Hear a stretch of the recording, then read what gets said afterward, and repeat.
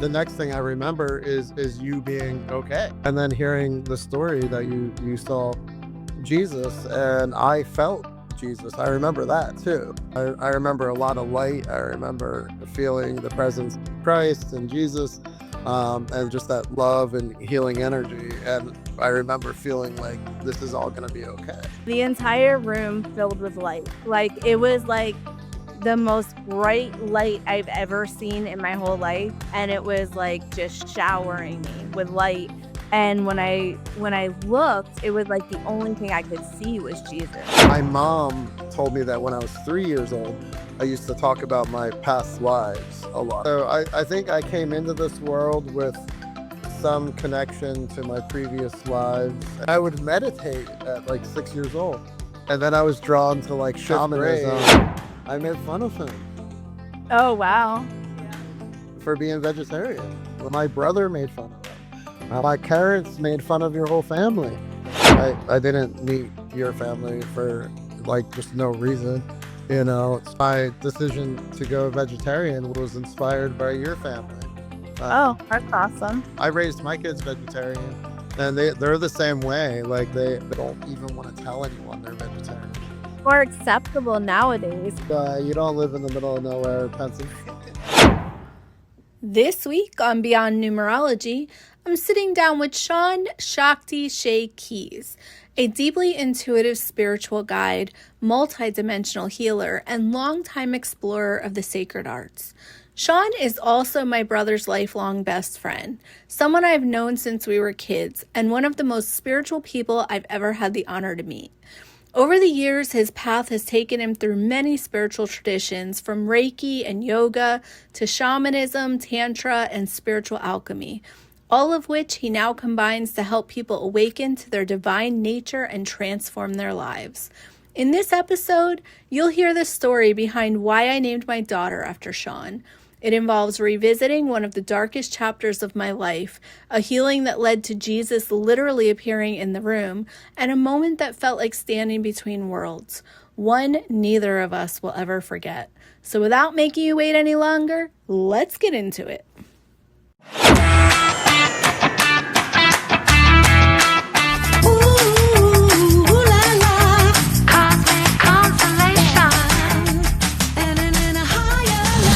Welcome to Beyond Numerology.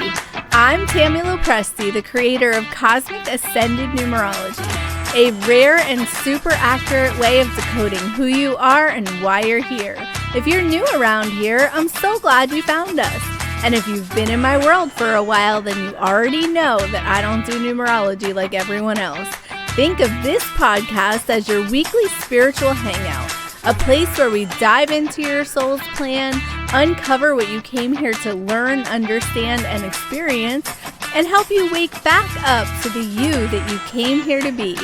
Every Friday night at 6 p.m. Central Standard Time, we record new episodes on Zoom and invite a live audience to hang out with us. This is your chance to be in the room while we chat with our guest of the week, do mini numerology readings, and enjoy occasional psychic insights from our guests. Whether it's card pulls, spirit guide messages, messages from loved ones on the other side, or other surprises that they might bring. Want the VIP experience? Stick around for the after show where you can hang out with me and the guest of the week to answer your own questions and get a behind-the-scenes look at the magic happening live. It's always fresh, always different, and always a good time. So whether you're tuning in live or catching the replay, welcome. I'm so happy you're here, and I have a feeling you're going to love it. Now let's go beyond numerology, because your soul's plan starts right now.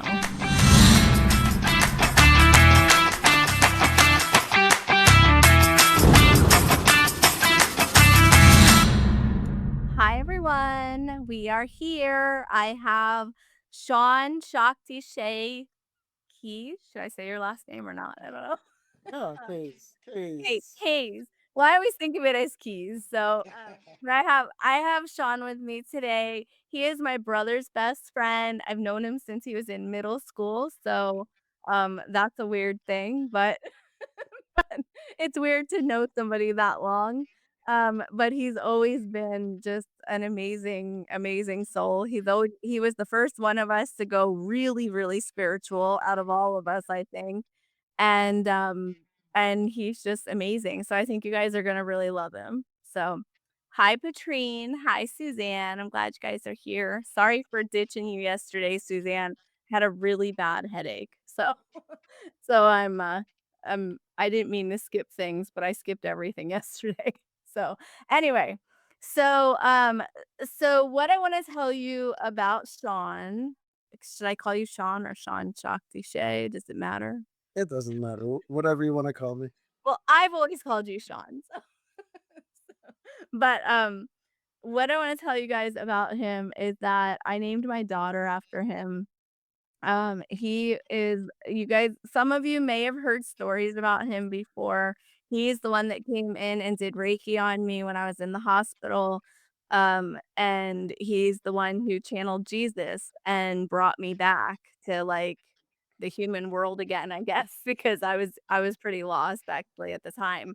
Um and so we talked about it a little bit, but not a lot. Um I wanted to tell I wanted both of us to kind of tell our side of that story. So, like, we haven't talked about it. Shauna's now I named Shauna after you, my third daughter, because she wouldn't be here if it weren't for you. That's what I believe. Um, and and Shauna is now 25 years old. So this was almost 26 years ago. I What? know. No, it I has. know. Do you feel old? That feel a Feel little old? bit. Yeah. A little bit, yeah. I Yeah. mean, yeah. Yeah. So, hi Carrie, I'm glad that you're here. Anyway, so my side of the story is that, well, I won't tell the whole story, but I found myself in the hospital. I was definitely on medication and I was not myself and I was not okay. And I was there for 2 weeks and the whole first week I was not coherent, and I don't remember anything actually from the first week except for, like, little glimpses, like, I remember them putting a needle in me, I remember them tying me to a bed, and then I woke up a week later, that's really what I remember, and I remember, like I remember things after that, but I don't remember, like, during that week. Well, I know that you came to the hospital, and I know that I remember being on the bed, like, I was on my hospital bed, and I remember that I think I was sitting, like, crisscross, that's what I feel like I remember, and I know that my head was down because I was keeping my head down a lot because I was not really with it, I was being and I wasn't functioning well, and then I remember you actually being there, and I remember you standing at the end of my bed, like, with your arms out like this, like, way out, but you can't see them if I put them out. But you held your hands like this, and you were standing, and the next thing I know is that light filled the room, and I put my head up, and I went like, I took a really big breath, like, I had just taken my first breath, it felt like, and I went like that, and when I looked up, I saw Jesus standing in front of me instead of you, and he was just smiling at me, and that was what I saw, and also, you looked a lot different back then. So, like, right now, you look slightly like you could look like Jesus, but back then, you did not look like that at all. You did Yeah, I not. was very skinny. Yeah, very skinny, probably short hair, but yeah, I am positive that it was Jesus standing there, and that is what woke me up, and then for the next week that I was there, I was awake, and I was trying to tell all the nurses and doctors that I had been and that, they were giving me way too much medicine because at that time, I was only 98 pounds, and they were giving me, like, a full dose that they would give a normal person, like a man, a big man, that's what my family doctor actually said. So, so yeah, so that is my version of what happened. And the reason why I named Shauna after you is because I don't think I would have survived that. I don't know if I would have ever gotten out of the hospital. Like, I don't know what would have happened, but like I don't think that I would have survived and then gone on to have another baby and been okay if you didn't come there that day. Like, that's why I named her after you. Did you know that that's why I named her after you? I'm sure I told you back then. No, Okay. well, yeah, I knew that. Yeah, I didn't think I was the father or nothing. No, no, no. You definitely weren't the father, unless there's something I really don't remember in that whole but no, as far as I know, nope, not a chance of that. No, I was very wowed that and honored that you named your daughter after me. I remember Yeah. these feelings of like just intense like you know these intense feelings of uh feeling honored, feeling seen, Yeah. that was a really special moment for me. So. Well, did you know that you meant that much to our family back then too? Like, that Yeah, I did. I was actually like part of my story, Yeah. my end of the story is I was actually doing healings on your mom Yeah. previous to that, like Reiki sessions and healings, including long distance ones, Yeah. that were helping her tremendously with Yeah. back pain that she was suffering. Um, Oh, yeah. and I was even doing them, long distance, and she would actually it was interesting because she would tell me that f she would tell me the next day, "Were you doing Reiki at 2 in the morning?" And I'd be like, "Yeah, I was," That's Um, awesome. and it was pretty incredible because we were, a good, 30, 40 miles apart, Yeah. and I was just doing it randomly when I had time. With her permission, I said, "Can I do healing sessions on you whenever?" Uh, Yeah. she gave me permission, and I did them. And she felt that in the middle of the night and reported that. So anyway, it was your mom that came to me at the restaurant that I worked at, the Sequoia House, which is Oh. Sequoia. Oh my goodness, I miss that place. That food was so good. Yeah, it was good organic, Yeah. mostly plant-based food in Jim Thorpe. Yeah. It was a good vibe and a good time. And Yeah. yeah, your mom had come to me and said, this is the story, this is what's going on, and Yeah. explained everything. And, I really need you to come and help. And I remember thinking at the time, like, who am I to come? Who am I to come and help? Like, what am I going to do? Like, I can only offer, my, energetic practice, what I'm calling Reiki, but it's really just spiritual energetic work. Yeah. Uh, I can only really offer that. And I don't know if it's going to do anything. Yeah. Um, and as I was on the way out the door with your mom, um, Mhm. I remember the chef at the Sequoia House was also very spiritual Yeah. and gave me some oil and said, "You have to anoint your hands before you go." And Mm. so I took this oil with me. Wow. And the last thing that I remembered really is that moment. I don't remember going there. I don't Wow. remember being in the room. You Yeah, know? that's what you said. You weren't sure if you did it long distance. I definitely know that you were there because I Yeah. do remember that. Okay, Yeah. good. Yeah, I definitely remember that, and I'm sure my mom could say that too, so Good, good, good. yeah, Well, I don't. I really don't. yeah, I remember doing what I do before any session, which yeah, is call in, my spiritual guides, yeah, and call in Christ consciousness and Christ energy. Um, so I remember doing that and inviting, that higher power in and that higher energy in.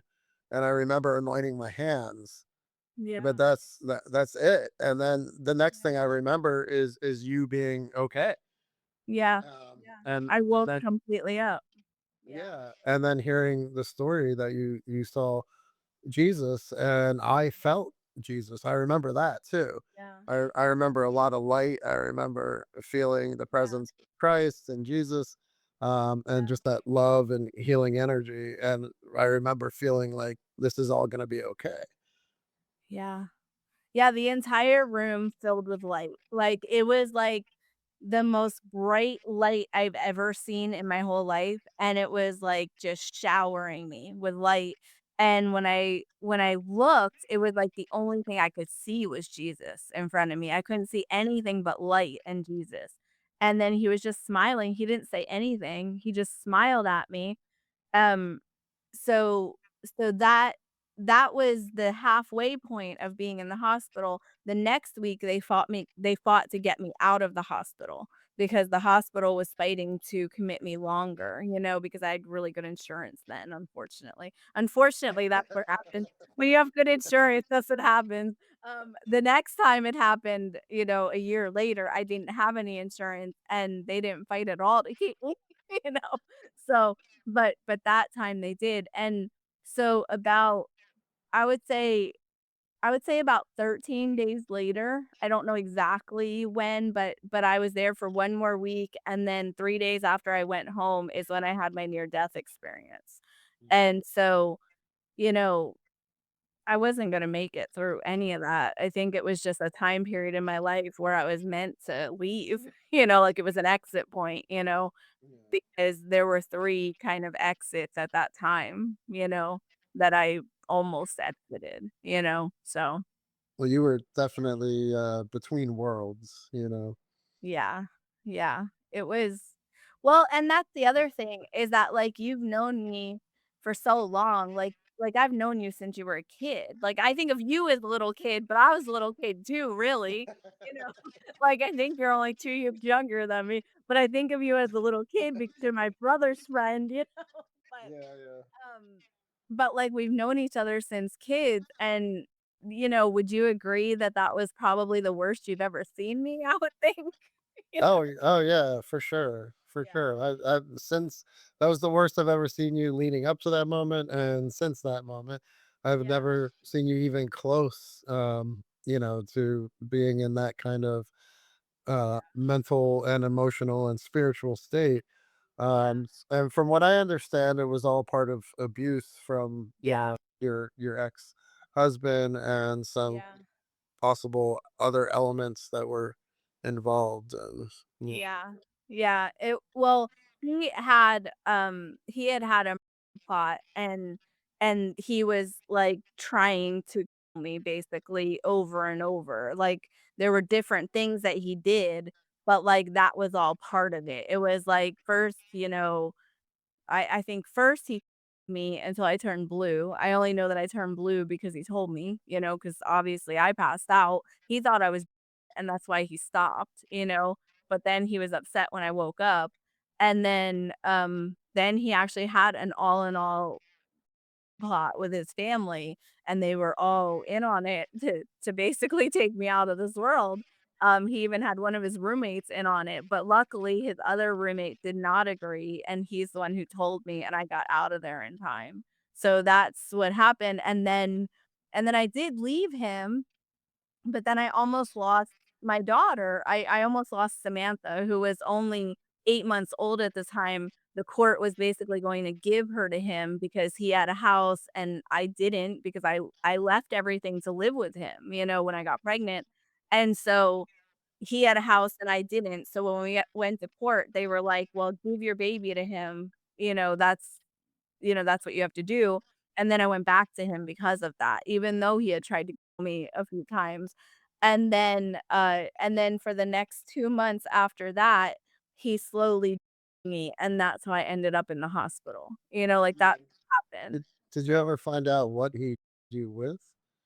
So I don't know, and I can't prove that part, like, that's the part that's always been up in the air because, of course, nobody's going to admit that it happened, but, like, also, it's undeniable that it happened. I've never done any in my life besides weed, and I didn't even do that at that point anymore, so I don't drink, I don't do anything like that, and I was slowly losing my mind over those 2 months, and then the night before he put me in the hospital, he tied me up and left me in a room.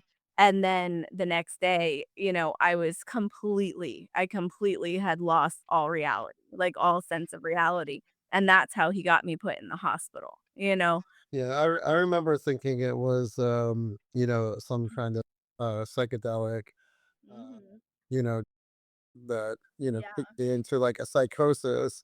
And then on top of that, your near death experiences, you know, opened up a doorway between the worlds. So Yeah. you were having spirits actually come through and Yeah. materialize in front of you and speak to you.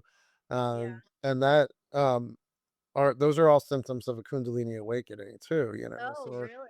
I yeah, didn't know not so, that. Okay. but you were having a negative Kundalini awakening because not all Yeah. Kundalini awakenings are positive. Some Mm, of them cause psychosis.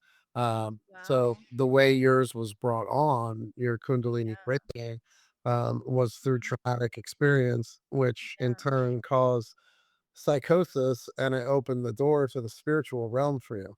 Yeah. In a lot of senses, what happened to you is what made you who you are today. Yes. Uh, Yeah.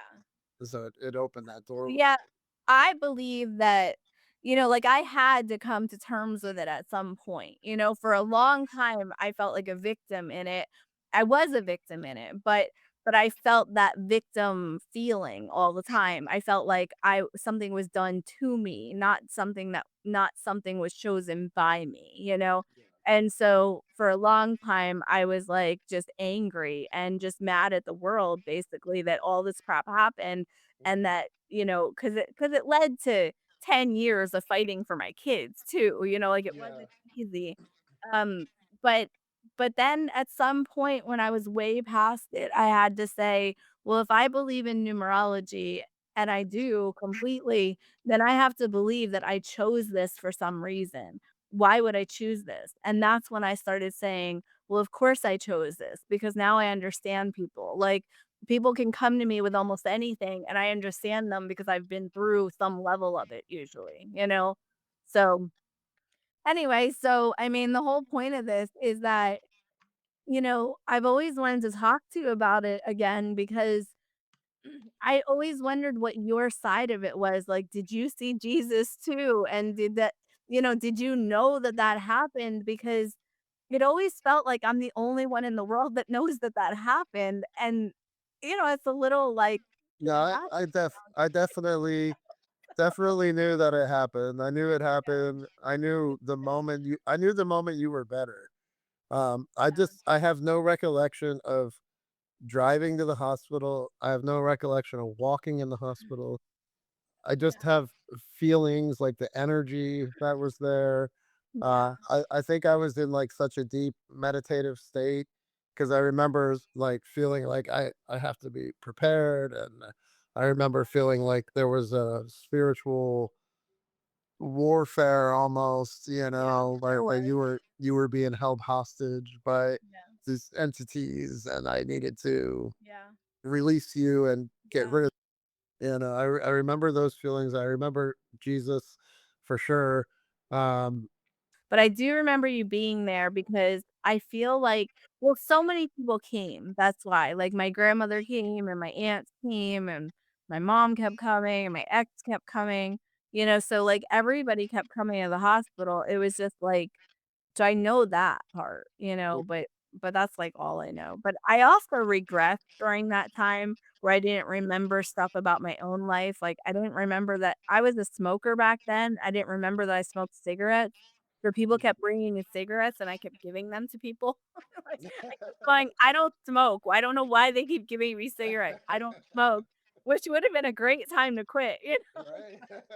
Oh, I didn't quit until years later, Oh but man, yeah. never perfect opportunity. I know, it was a good opportunity, yeah. So I wanna talk about your work, and I wanna talk about, like, how did you get into what you do? And when did you get into what you do? Because as far as I can remember, you've been into spiritual things, but I know you weren't the whole time, were you? Yeah, I was. Oh, you were, okay. Well, I didn't know because, like I said, you're my brother's friend. I didn't know that much about you until we got older, Mhm. so but yeah, so how did spirituality start for you? Was it in your family? No, I was raised in a contemporary Christian home, Okay. and my mom and dad got divorced. My dad went to church regularly, and my mom stopped going to church after the divorce, being a single mom and raising kids. Um, but previous to the divorce, my mom actually taught at CDC. She was like one of the teachers there. Not really teachers, but you know what I mean, biblical teachers, Bible school. So when my parents got divorced and that all stopped, I still had this like I was like 5 or 6 years old. I still had this lasting impression of, God. Um, my mom told me that when I was 3 years old, I used to talk about my past lives a lot. Oh, wow. Yeah, so I think I came into this world with some connection to my previous lives and some Yeah. awareness. Um, you know, so around 5 or 6 years old, I would wake up in the middle of the night and I would like look at the moon and it would be like a full moon and I would see the cross. Um, and I would draw a picture of a cross around the moon. And I'd go back and wake up my mom and be like, God is in the moon, mom. God is in the moon. And my mom would be like, go back to sleep. Yeah. That's great Uh, sign. Go back to sleep. Right. yeah. And I would meditate, but I didn't know what meditating. Yeah. Wow. Like it wasn't praying Yeah. because I knew what praying was. I would actually Yeah. meditate at like 6 years old.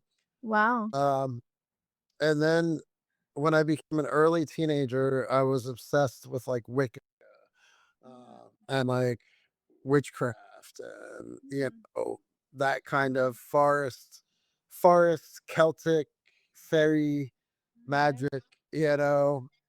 Um, and then I was drawn to like shamanism. By the time I was 16, I started dating a girl whose mother taught yoga, and I was introduced to yoga. And by 18, I was introduced to Reiki, actually by Flora's mom, Denise. Yeah. Yeah. And then by the time I was 19, I was teaching yoga. Um, and I think it was around 19 when that actually happened. Uh, Yeah, I would say 22. So you were like maybe 20, 19, 20. I was yeah, like 21, 22. Yeah, it was right yeah, around that time. Yeah. yeah. So it was still, uh, I was still very young on my spiritual journey. Um, Yeah. and but everything that led up to that point or led up to this point was all spiritual. I feel like my whole life has been including my decision to go vegetarian, which was inspired by your family. uh, Oh, that's awesome. yeah, like if Yeah. you're like I don't look at anything as coincidence, you Yeah. know like Yeah. I didn't meet your family for like just no reason, Yeah. and Of course. there's several reasons, and one of those reasons Yeah. was the Yeah. inspiration, you know. So are you still vegetarian or are you vegan or are you I knew Uh, you were like all plant-based or all raw foods at one point, I think. yeah, I'm 30 years this year vegetarian. That's um amazing. yeah, and um part of that 30 years was spent hardcore vegan. Yeah. About 8 years, I think, was hardcore vegan, Yeah. and about 3 years I did a lot of raw vegan as well. Yeah, Yeah, I remember you doing that. yeah, Um, yeah, I've never been able to well, I mean, I was the rebellious one in the family, so I started eating meat when I was in 7th grade, behind my parents' backs because I always thought it was so weird that we were vegetarians because nobody else was. And I used to get made fun of because of it. Even by teachers, I got made fun of, and I got ridiculed a lot because of it. And I decided to change and so I eat meat, but I only eat like I can't my body doesn't like meat. And so like it kind of rejects it, but I still try. Like I eat meat occasionally, like, I eat maybe meat, like, once a week or once every other week, but I'm pretty much mostly vegetarian other than that. Um, I don't know. I don't know why I even tried still doing it. My body hates it, you know? Well, there is a lot of societal pressure to eat meat. Like, Yeah, people like to make fun of vegans a lot, yeah, uh, and say that vegans are preachy and dogmatic. But yeah, it's actually the opposite. Like the yeah, reason vegans are preachy and dogmatic is because they get made fun of all the time. yeah, When yeah, I first met your brother yeah, in fifth grade, I yeah. made fun of him Oh, wow. for Yeah, being vegetarian. Well, yeah, my brother made fun of him. My yeah, parents made fun of your whole family. yeah, Like, so I totally get it. yeah, I raised my kids vegetarian, and they're the same way. Like they all don't even want to tell anyone they're vegetarian. They're like yeah. afraid to. It Um, seems more acceptable nowadays, but I do live in Austin, Texas, where it's a lot of things are more acceptable here, so yeah, you don't live in the middle of nowhere, Pennsylvania. no, and but I do remember, like, it was so hard for me because I felt like I didn't fit in Yeah. because nobody understood, and I had this one teacher in, like, 4th grade that literally ridiculed me in front of the whole class, like, every day because he was a hunter, and he, like, would pick apart why I was a vegetarian, and I'd be like, "I don't know why. I was born this way. My parents won't let me eat meat. Like, I don't know why." You know? Well, it's very But I do. common. It Yeah, is very common to this yeah, day. And in fact, I think it might even be worse now because yeah, of the internet and social media. Uh, yeah, but like I said, my kids hide it a lot, and yeah, they've told me before that they've eaten meat just to fit in. Like, yeah, there's go hang out with friends, and their friends would be yeah, getting burgers or something, so they get a burger too because they were afraid to say something, but they yeah, never would like it, so they'd only take like yeah, one or two bites and be like, "Oh, I'm full." yeah, yeah. Well, do you know what's crazy is that when you don't eat meat and then you do eat it, you notice a big difference in your body, and this is something that most people who eat meat their whole life don't would never know, you know? But, like, when I do eat any kind of red meat, it feels like it stays in my body for days, and it feels like I have this, like I don't know what to call it, but it's like a gray haze over me. You know, like, it feels like my energy is blocked somehow, but just Well, slightly, you know? it's a very dense energy. I mean, you are, Yeah. well, you're consuming another being, and I don't judge anyone. I'm not dogmatic. Yeah. I think Yeah. everybody makes their own choices. Yeah. Uh, but I also do believe that, it's like, smoking cigarettes or drinking alcohol. Yeah. Like all of those things change your energy and change your or Yeah. field. Yeah. Eating meat does too. So not that it's like evil and you're a bad person if you do. Um, Yeah. but at the same time, like it's not doing anything great for you either, Yeah. so I mean, I think it's I think society does make it hard, but I will say that I definitely lean toward vegetarianism more these days, like, the last 20 years even, where I'm just like, I don't like it enough to do it all the time, and I don't wanna yeah, do it, you know? And it's just a weird thing because I don't like the way it makes me feel, you know, like, that's really what it is. yeah. But yeah, I mean, I don't think there's anything wrong with any lifestyle.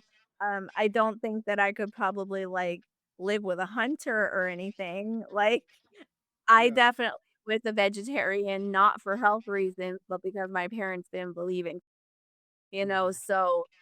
so I was definitely raised with the belief that it was wrong to and not that it's wrong all the way, just that it's wrong the way that we do it in society, the way that we torture the animals and the way that we, lead up to their death and things like that, like, we don't treat them right in their life either, that was the problem my parents had, you know? Yeah. Yeah, it's And like I think a lot compassion. of people choose it for different reasons. Yeah, What? compassion reasons. Some people Yeah, for for for the, it has on the planet. Some people for health reasons. Everybody has different reasons. Yeah. Just like everybody has different reasons for eating meat. Um, Yeah. so it's all personal choice. And yeah, you know, I believe personally that it has helped me tremendously on my spiritual journey to not eat meat. I think Yeah. it keeps me feeling more spiritually attuned, if you Yeah. That's how I feel too. I feel I mean, the easiest way to put it is that my body is lighter than when I eat meat. Like, when I don't eat meat for a week or 2 weeks or 3 weeks, my body feels like it's very light and very connected, and my spiritual messages come very easily, and they just come right through, and then when I do eat meat, like, at least red meat, not necessarily, like, chicken, but still, even chicken does it on some level, but it's really red meat that I notice the big difference. Um, it feels like there's a wall that it has to get through. It still can get to me, but it's like we're fighting harder to make that connection, That's what it feels like, and I've noticed a lot of people in my industry, uh, I've noticed a lot of, like, the higher up people are more and more of them I'm finding out are either vegetarian or vegan or they're becoming that? And I just wonder, like, what is leaning so many people toward it, and I wonder if it is that connection, you know? yeah. So, Yeah, I mean, and like there's different Christian sects that are as well, um, like the Seventh Day Adventists, yeah. and the Rosicrucians. Yeah. And when you read like their reasons, the reasons are very similar to what we're talking about. Yeah. And then the same thing with Buddhists, and some of the Eastern religions. Yeah. A lot of people think that it's like a new thing, like, oh, it's a new Oh, trend. yeah, I it's mean, not new at no, all. these crazy vegans and these crazy vegetarians, but it's actually been around for thousands and thousands of years. Yeah. And, even like tofu was thousands of years old. Oh, really? I didn't know that. Yeah. Wow. Yeah, the Chinese invented it thousands of years ago. It's Oh, soy milk too. It's been around forever. well, that's good to know. Huh. Yeah. Yeah, anyway, okay, so how about we do some numerology? I want to look at your numbers and well, I wanna look at your numbers first, and then I would like other people to put in their numbers, and we can do some of their numbers too. Um, I guess I should ask you if you have an offer first, sorry. I usually do that first, sorry. I did I go over what you've been do all the way? Let's do that first, sorry, I'm, like, jumping ahead. Tell me what you'd practice now, because I don't think we got that far. I think we got off on a tangent. So so what do you practice now, and what kind of offer would you like to offer to the audience today? Okay. Yeah. I practice I'm good at sacred. No, you're fine. I practice sacred arts for the modern mystic. I basically take everything that I've been doing, all the sacred arts that I've been doing and learning my entire life, and I've put them all into one bucket. Mhm. And I just call it sacred self-care or sacred arts for the modern mystic, Okay. whatever jives with you more. Yeah. Yeah. So I help people transform alchemically, basically turning base energies into spiritual gold. Okay. Yeah, that's awesome. So Yeah. yeah, it's an alchemical process using all these different healing modalities, everything from yoga to tantra to Reiki to shamanism, Mhm. to meditation, to alchemy in of itself. Yeah. Um, I also created recently a certification course that I'm about to launch Nice. called Mystex, and that's Mystex. Okay. I don't have much of a following, but I do have pages. I Yeah. haven't really been promoting them yet. Yeah. Um, but that certification course is going to launch soon, and Yeah. that's about also transforming base spiritual energy into spiritual gold. Yeah. Wow. That's amazing. How do you decide when you're working with someone? Because I know you do like coaching, like spiritual coaching and all of that. How do you decide what to use with them? Like out of kind of like you have like a spiritual tool bag, you know? Um, how do you decide what they need and how to, get them to where they want to be? That's all intuition based, you know? So just like when I perform a healing or a shamanic aura cleansing, Mhm. or if I do forest bathing, even any of those things, they all, everything comes through spirit. Yeah. And it's the same way I do my day job too. I'm a food scientist Yeah. by day. Yeah. And like right now I'm making these cookies that are impossible to make, and people have paid hundreds of thousands of dollars to get this formula right. Wow. So they've never been successful, and then they hired me, Yeah. and I nailed it the first time. Wow. And the only way I nailed it, and I do this all the time with my food science, is Yeah. I sit down and well, first step one is procrastinate Yeah, of course. and avoid doing anything. Yes. And then step two is to actually face it and meditate and then let the answers come. Yeah. And then it comes and it works. And that's how I do all of my sessions as well. Yeah. Everybody's different, everybody's energy is different, their Yeah. needs are different, where they're at is different. So Yeah. I just have to let spirit come through and intuition guide me. Yeah. Do you work with people online or do you just do in-person sessions? Like how do you handle your sessions? Both online and in person. Okay, that's good. Now, tell me about these cookies. What's so special about them? 'Cause now I have Well, to ask that now, right? they're they're allergen free Okay. completely. Wow. So no eggs, no milk, no dairy, no butter, no flour, no gluten. Oh my goodness. Um, yeah. So imagine trying to make a cookie and being told no, no, no, no, Yeah. no, no, no. Yeah. Um, and they actually came out like pretty darn good. That's awesome. That's really Uh, cool. So I don't know a lot about what you do because obviously we haven't kept up with each other through the years. Um, so I've heard for years that you have a food line in Whole Foods. Is that yes, you do? Is that um, what this is? Yeah, I had a line, it was the Brad's, kale chips, in Whole Okay. Foods, and they still are in Whole Foods, but it Yeah. wasn't my product line. I created all the products, but it was Okay. under a different brand. I am actually Okay. working on my own brand now. Nice. Hoping to launch something, maybe in 2026. Nice. We'll see. Nice. And is this part of this cookie thing, or is that a separate thing? 'Cause I know you do a lot of Separate thing. Yeah, okay. so I do like consulting for, uh people right now Yeah. in the food science world because my day job moved to Mexico.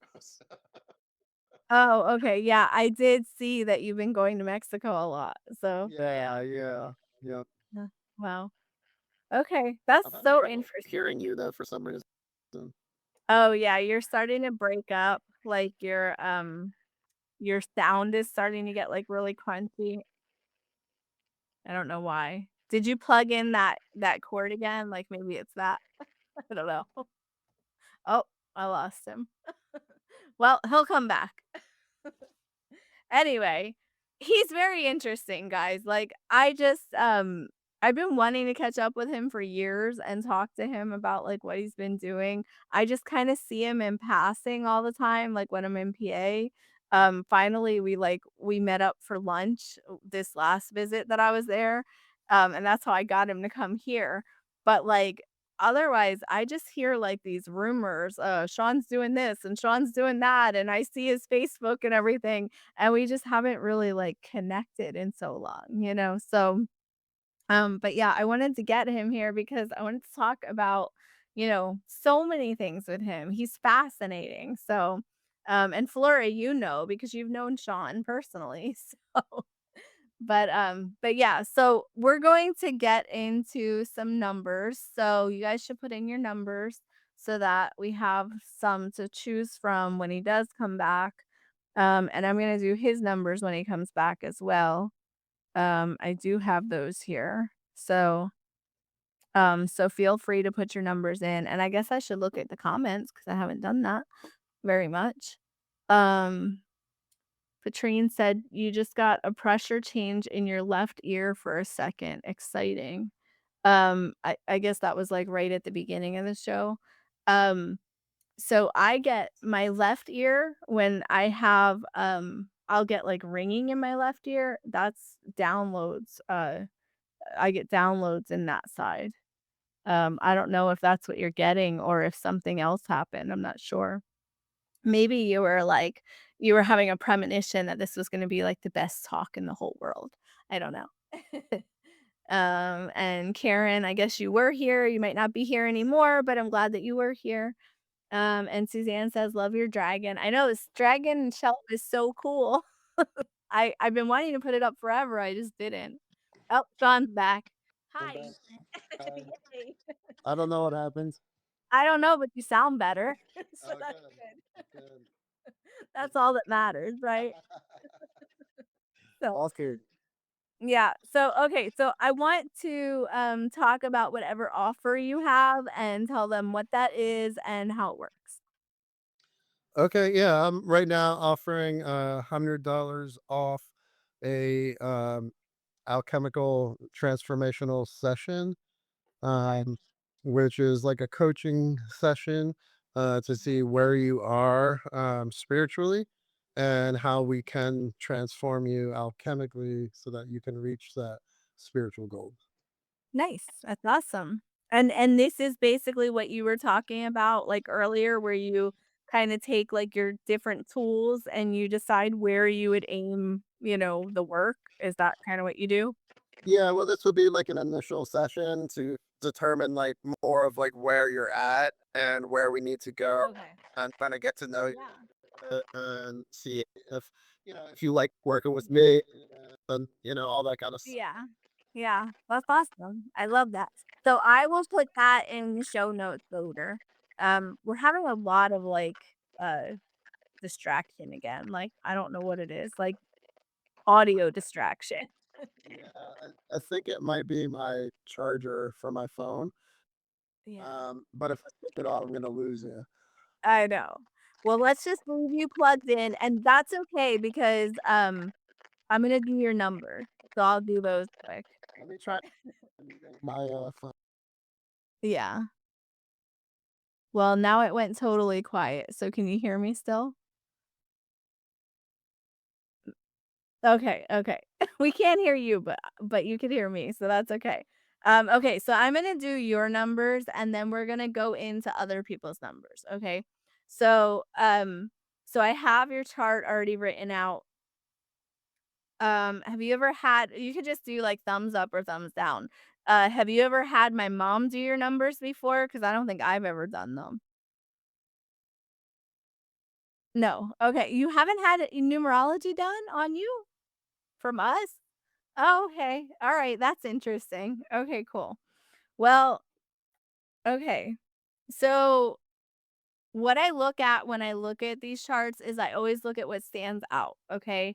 So, right now, what's really standing out to me is that you have this combo that I actually wanna look up a little bit.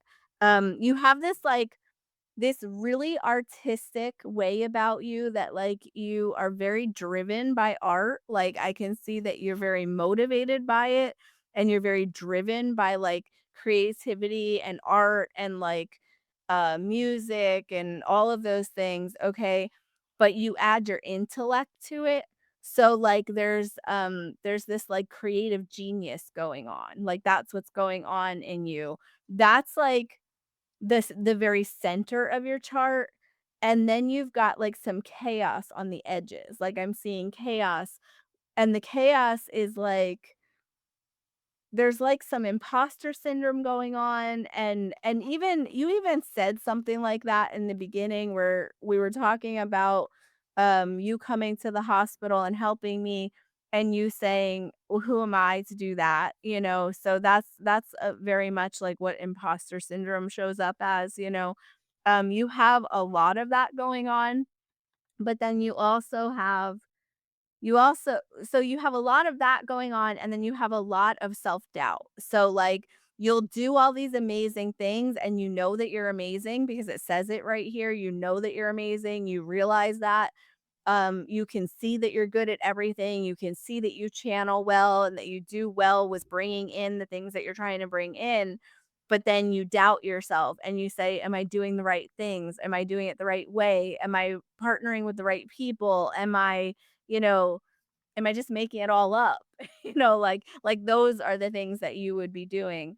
But then you're like so incredibly determined and motivated that you kind of like throw that to the side and you live in that feeling then. So like you're a very free flowing soul where you don't like alarm clocks, you don't like schedules, you don't like being told what to do. You're not very good at like following systems.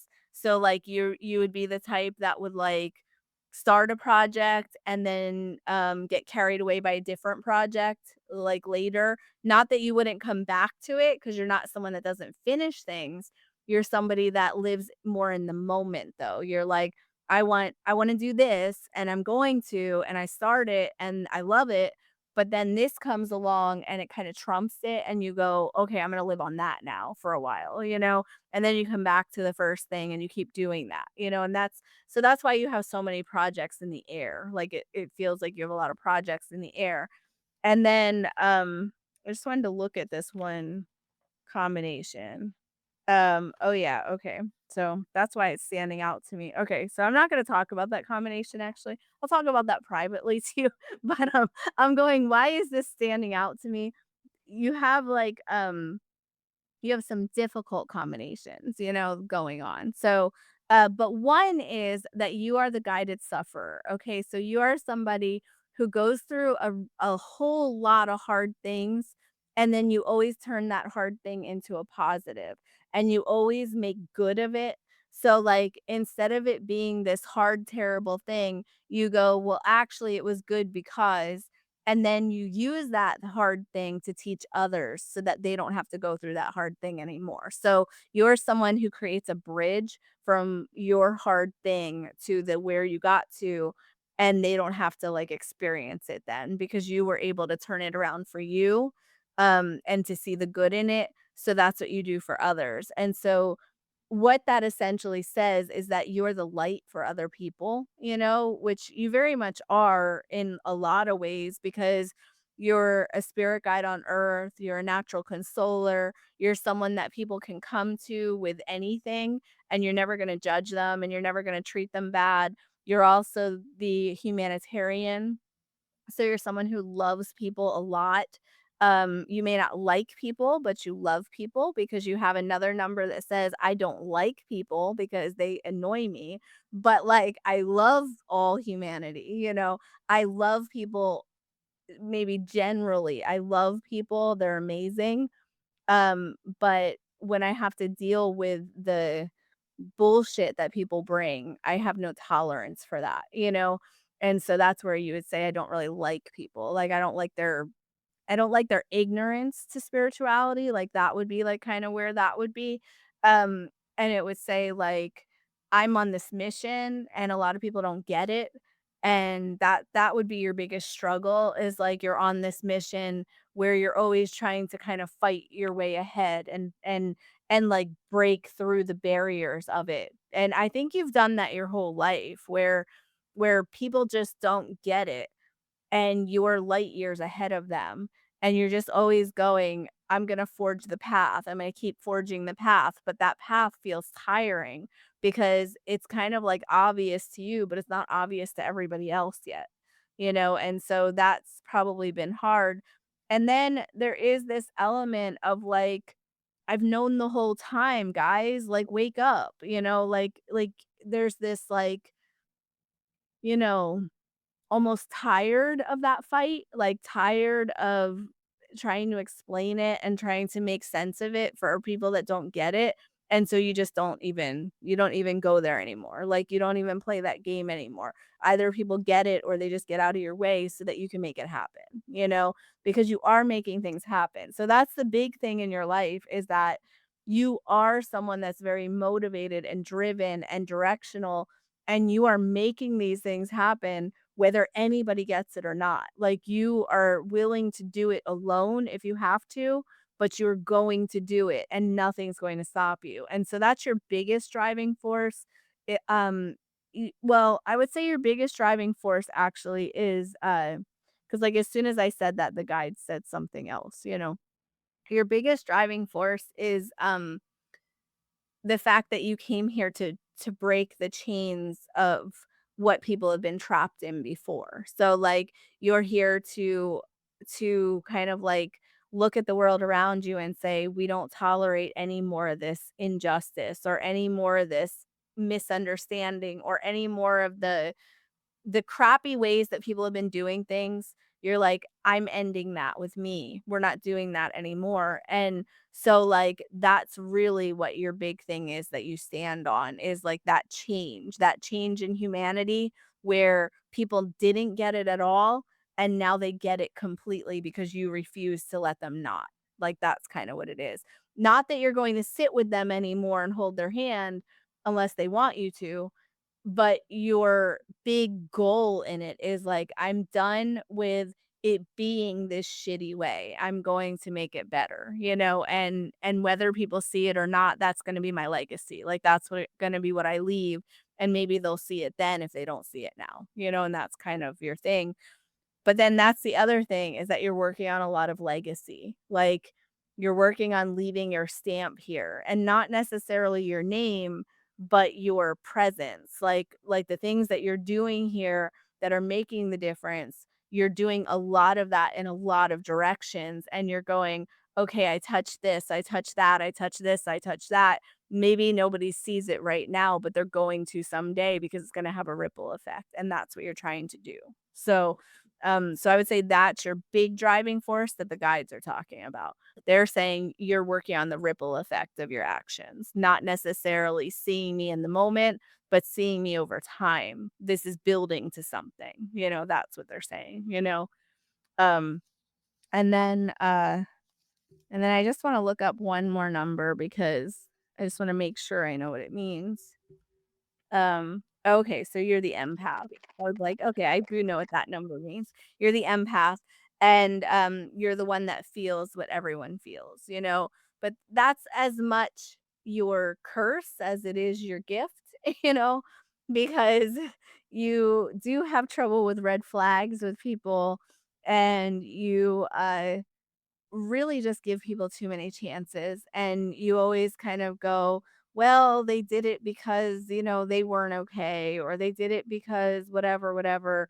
And so what your guides are saying is, it's really time for you to think about you, and to stop thinking about anybody else, like, besides your kids, of course, because your kids are your responsibility till you're 18, or till they're 18, I mean.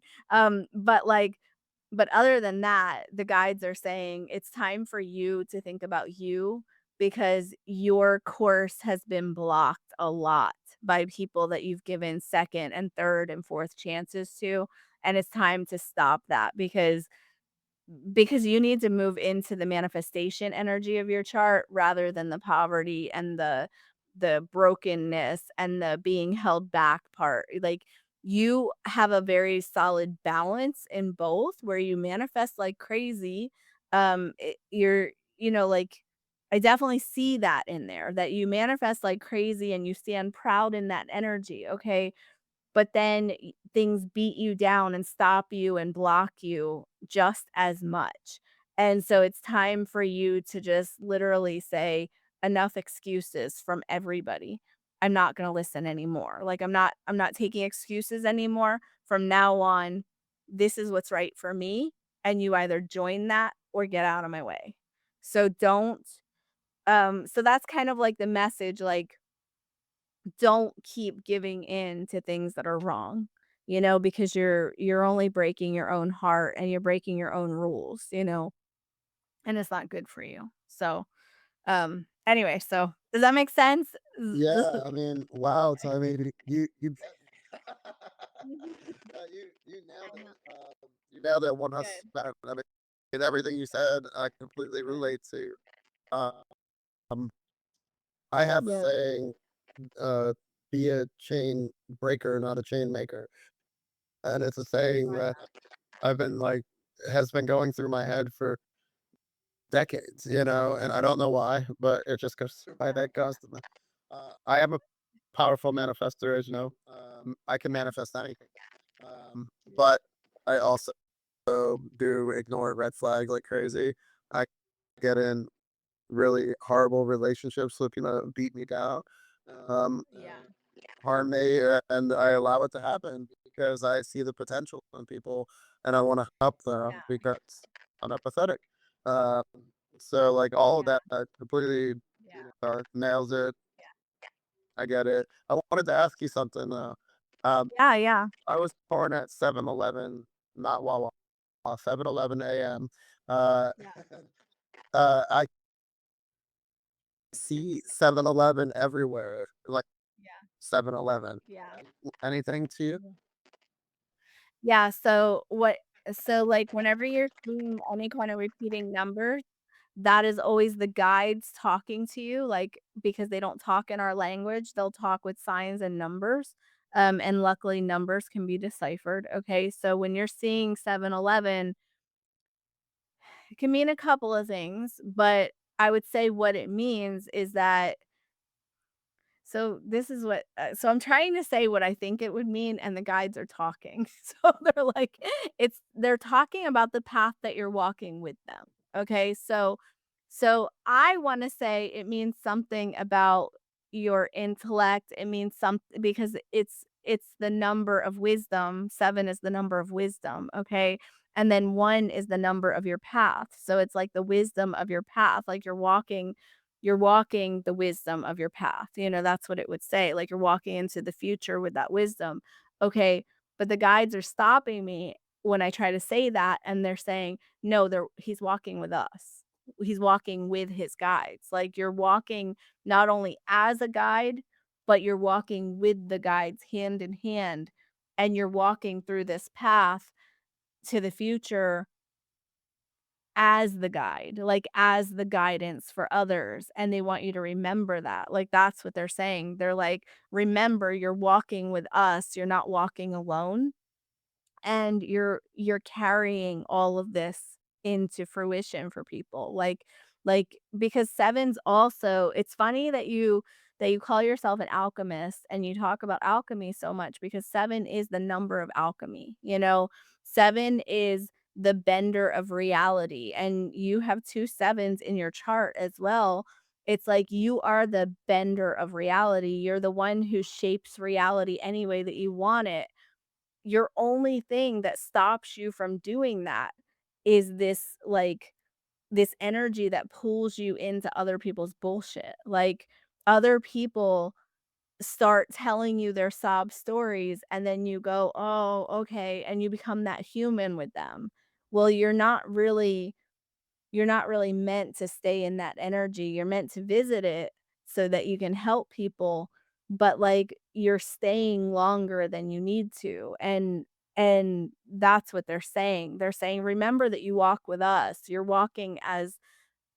Okay, what I'm getting an image of, okay, is a long time ago, maybe, like, 6 years ago, I would say, I met this guy, I did his numbers, and I said, "I don't understand this energy I'm getting. You're a prophet of some sort. Like, I don't know what that means." And then I saw him walking with Jesus with like as a disciple of Jesus, I think is the right word.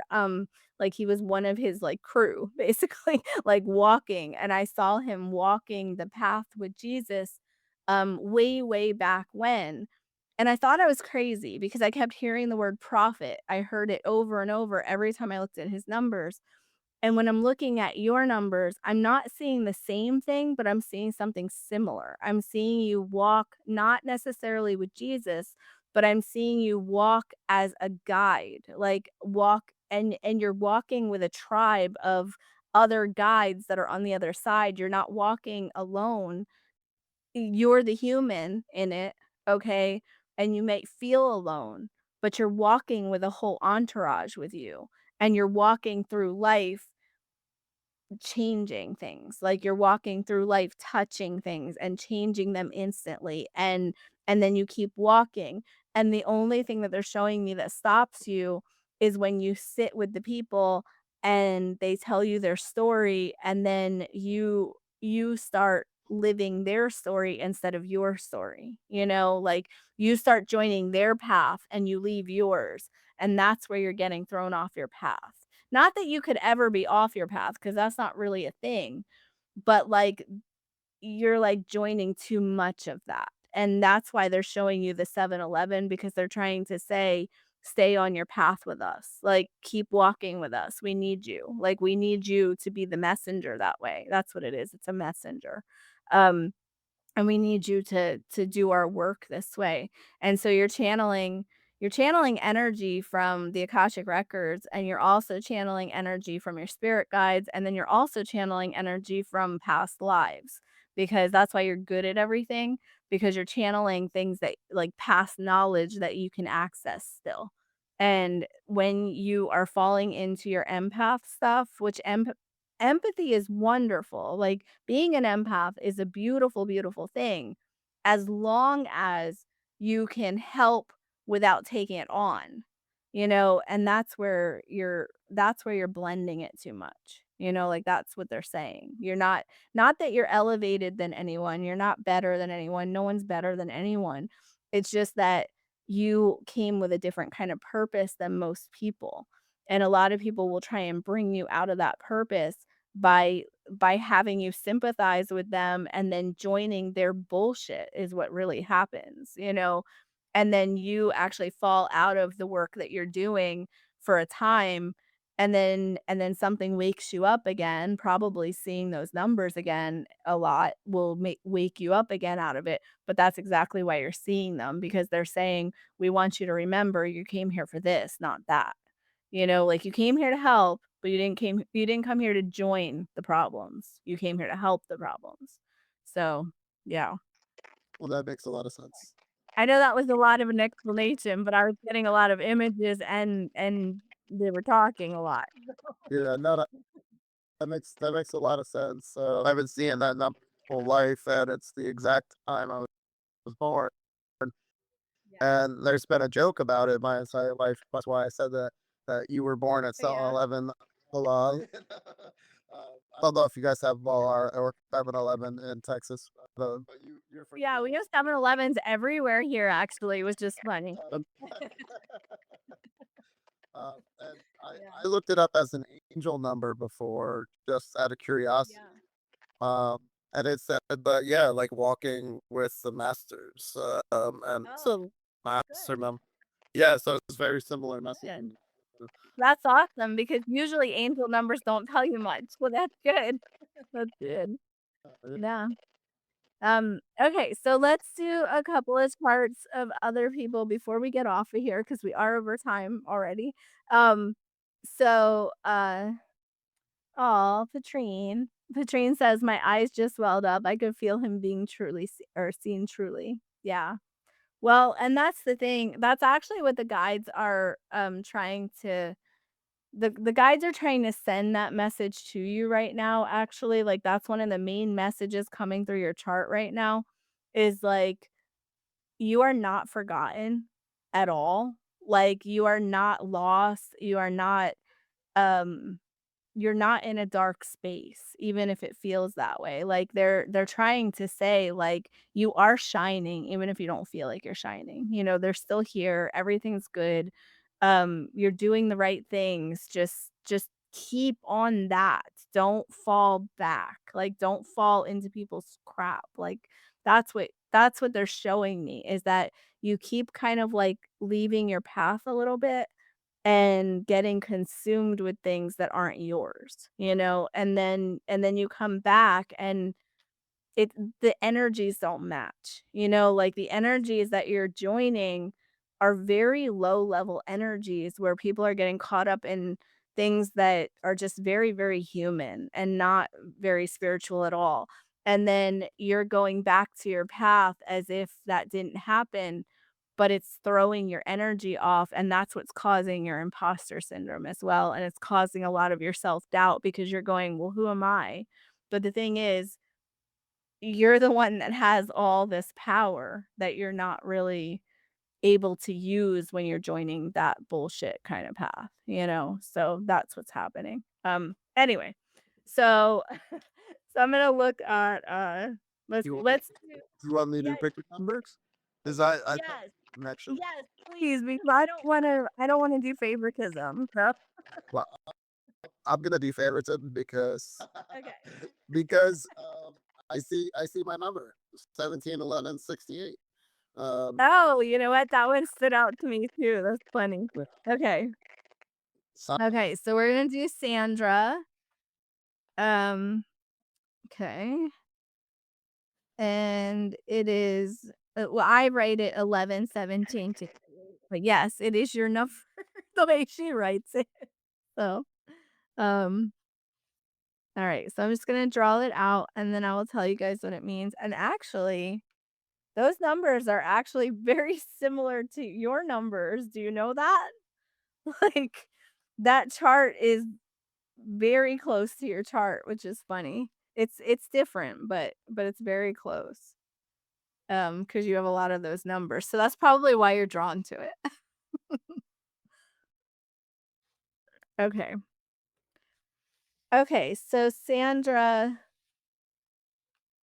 the very first thing that is standing out very obviously to me is these 3 ones, which would always stand out to me, but they're definitely speaking and they're talking about balance. So, like, they're calling you to return to balance. That's what it's saying. So you are someone who is both free flowing and scheduled.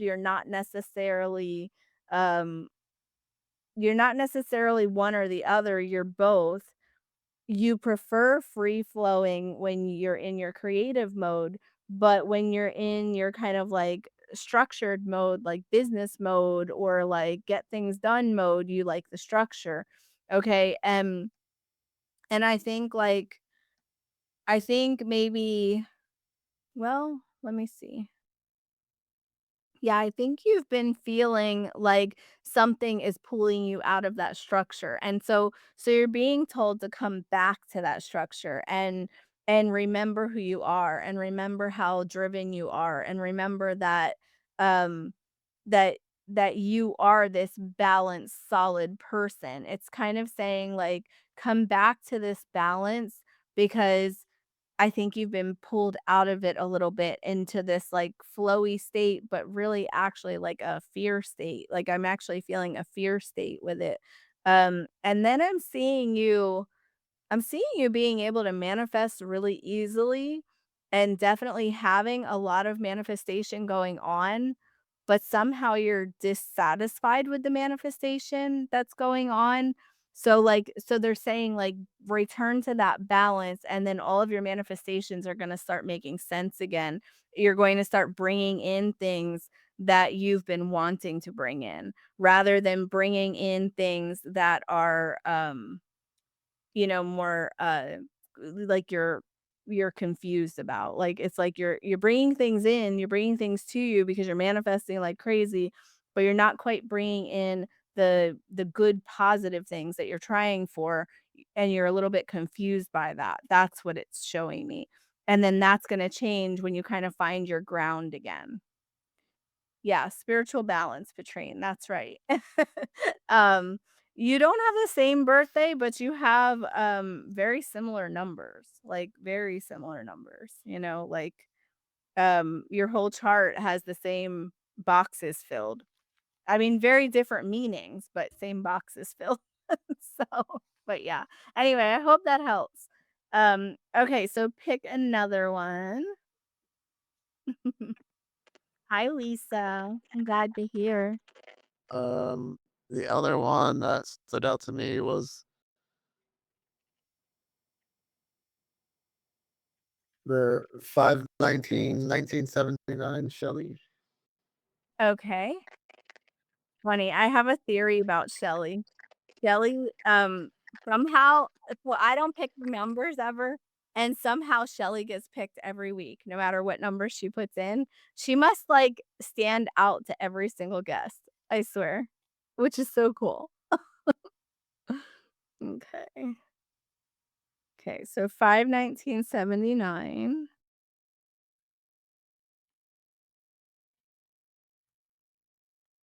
Okay.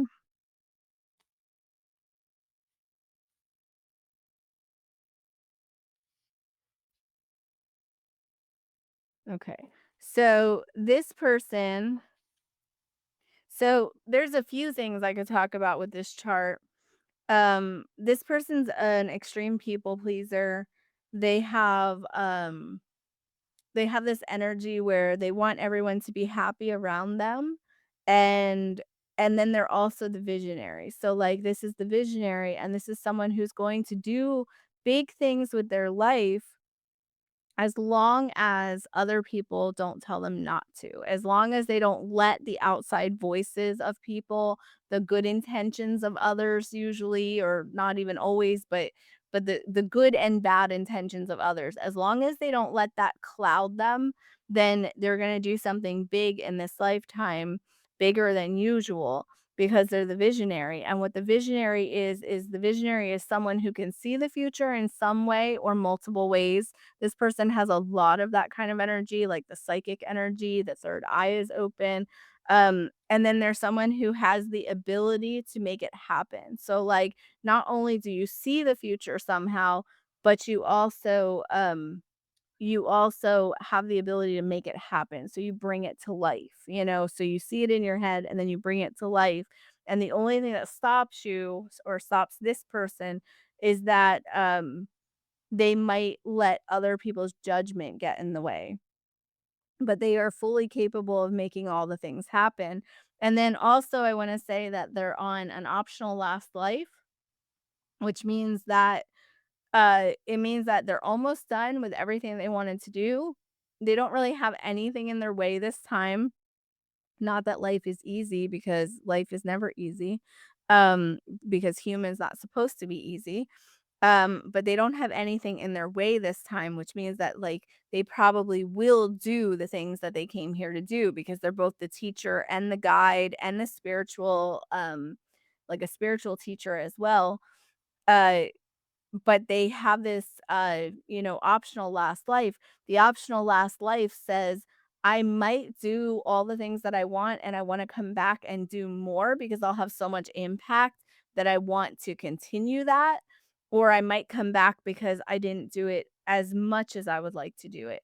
And actually, when I say it, this person's actually having a big impact. So like the impact that they're making, they might choose to come and make more of. Like that's actually what I'm feeling, because they are really making a big difference, and they're liking that difference, and they're liking the way that that feels.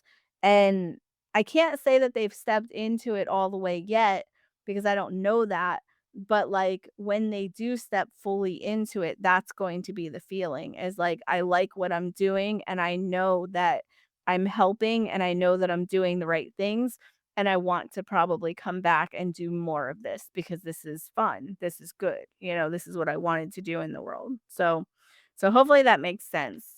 Um Patrine says, I didn't get enough room for two nines, so she isn't leaving room to let the light in.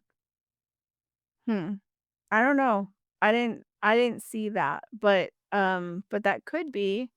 I don't think that this person's fully stepped into it yet, and that might be what you're feeling.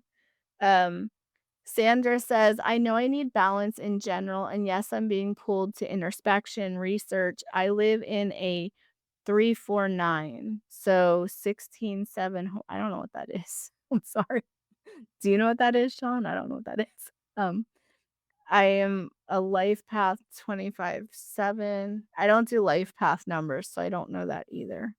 Um, and my home address is karmic. Um, I understand you practice a different style of numerology, but thought it was relevant. My current and last challenge number is 4. Thanks. So fours, I can tell you about fours. Fours are all about opportunities and travel and like decisions in every direction. They can also be about chaos because they can pull you so many places that they cause you to procrastinate and they cause you to get overwhelmed. I don't know about all the other numbers, because I don't know what they mean, but, what were you gonna say, Shawn? Sorry. I asked you a question and then I didn't even give you a correct answer. I was just gonna say I don't. Okay, cool. That's good. Yeah, well, I don't know how to answer that, but yeah, so what I really felt strongly though in your chart is that you need balance right now and you should be seeking balance in all the different directions. And balance simply is security. When you feel secure and safe and like the ground is under your feet, that's really when you know that you have achieved balance. That's really what you're after, like what you're trying for. And Shelly, you're welcome. I hope it made sense. Let's do one more and then we're going to definitely end this because it's going over. So your life path is a 7 with a 4 personality. So I don't do life paths and I don't do all the other numbers either. I don't really know what those mean. Like I know what a 7 means to me and I know what a 4 means to me, but I know that in traditional numerology they don't mean the same thing. So I don't definitely don't want to throw off what you might think that means. You know, it won't mean the same thing in mine. So sorry about that. I just don't do that type of numerology. Um, anyway, so, would you like to pick one more, or are you having technical difficulties? Yes, because I don't wanna. Difficulties, but they're not that bad, I don't think. Okay, good. The other one, the one that I was actually drawn to first, is right below that. Shireen or Okay, 1126. okay. Okay, so 11/26/82, and hi, Shireen. I don't know if I said hi to you, but hi. I might have. I just can't remember. Okay, so I'm gonna write those out. Oops. Okay. Whoa, that was weird. That was weird. I, like, wrote it, and then I wrote it wrong, and I fixed it, and then my pen even, like, stopped writing. That was weird. So, I don't know why. Okay. Okay. So, Shireen,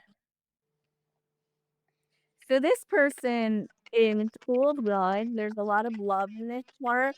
There's a lot of heart energy, like, energy coming from the heart. There's a lot of, um there's a lot of miscommunication, a lot of like misunderstanding of their own feelings. And there's a lot of like self doubt and self worth issues. But then, like, what I see is there's tons of creativity. There's so much creativity. This person is someone who's very motivated, very determined, very much, determined to be themselves and an individual, won't be told what to do or how to do it. Um, this is someone who definitely is doubtful of spirituality, like, they might believe in things, but they wouldn't maybe say that they believe in things. They kind of have this, like, "You'll have to prove it to me for me to believe in it," kinda thing, which is good because that's kind of like their check and balance system. It's how they navigate the world. Um, and then this person is like well, what I just keep seeing is I just keep seeing all of the heart energy. There's a lot of heart energy in this chart. Like it's all about this heart focus. And whenever someone's coming from their heart, there's going to be a lot of emotion. So like emotion can be good and emotion can be bad. So it can be like a lot of misunderstanding, but it's also a lot of love behind that misunderstanding. So like this person's going to struggle with their voice. They're going to struggle with being able to say the things that they mean and say the things that they need, but um they're not going to be coming from the wrong place, but they may be misinterpreted. It may look like they're coming from the wrong place. It may look like they're angry when they're not, or it may look like they're frustrated. Well, and they might be frustrated, but like they might look like they're very difficult, even though they're just misunderstood. Like that's what I'm seeing is that they're very misunderstood. And but then they have all this heart energy. So like they want to share their heart with everybody. They want to share all their goodness. And this person is here to make the world a better place for them having been here, and they're doing that very intentionally. So like you're going to see that part of it, but you're also going to see this misunderstanding and this they have this like internal battle going on, and that's what you're going to see as well, is that they really just can't they almost can't get out of their own way. That's what it feels like. But they really desperately want their voice to be heard because they really do care about everybody and they really do want things to work. They just don't know how. So, yeah, I feel a lot of oh, this is you. Okay.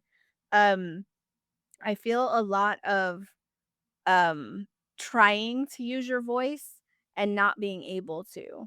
And so whenever you're trying to use your voice and you can't get it to come out right, what you do is you drop down inside of you and you use your heart to speak.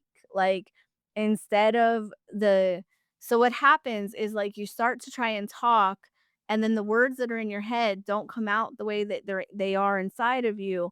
So when you can't use your voice and it's not coming out the right way for people to understand you, you drop into your heart and then you say, what would love say? Like what would love say if it was a person, if it was standing right here, what would love say right now? You know, and then that will help you find your voice because that will come straight from that beautiful place. It won't be the misunderstanding that kind of dances all around it from the self-doubt and the self-worth issues, you know? And then you also have some stubbornness. So like a lot of that will get in the way, but then you're here to make this beautiful place. So you're making it all beautiful around you and people see that, but then like you're so misunderstood. So that's really hard. And then I also see you in the corner, like almost crouched down hiding. And so I want to say like I don't want to see you do that anymore. So drop into your heart and come out of that dark space because you're going to feel like you matter more when you're coming from that heart more and people can hear you. So um, I don't know. I don't know if that helps, but I hope that helps, you know, because this chart is all love. Like everything in it is love. But then when I go just a little bit deeper, it's all misunderstanding as well. It's like everything comes from this beautiful place, but then it's like so misunderstood by the people around you. So, um, anyway, I love your chart. So, um, and that was the last one because we're definitely way, way over time. And Shawn, do you have any last things you would like to say? Um, I just want to say that wow, you're amazing, Tammy, and this Thank podcast you. is so good, and Thank I'm you. so proud of you, and Thank you you. know how far you've come with this. Like I knew you were doing podcasts, and I knew you were putting yourself out there, but this is Yeah. really good and professional, and I'm wow. Thank you. That means a lot because you've seen my whole journey. So that's pretty Yeah, awesome. Yeah. cool, Thank cool. you. That really makes me happy. Thank you. Yay. Yeah. And thank you for joining me because this is awesome. Like I Yeah. really love the idea of bringing people from like my past like here, because Yeah, thanks for it's been inviting me. it's been such a long journey, you know. So yeah, I'm so glad you're here. Anyway, all right. I will see you all later and have a great night and see you in 2 weeks. All right. Bye, everyone. Bye.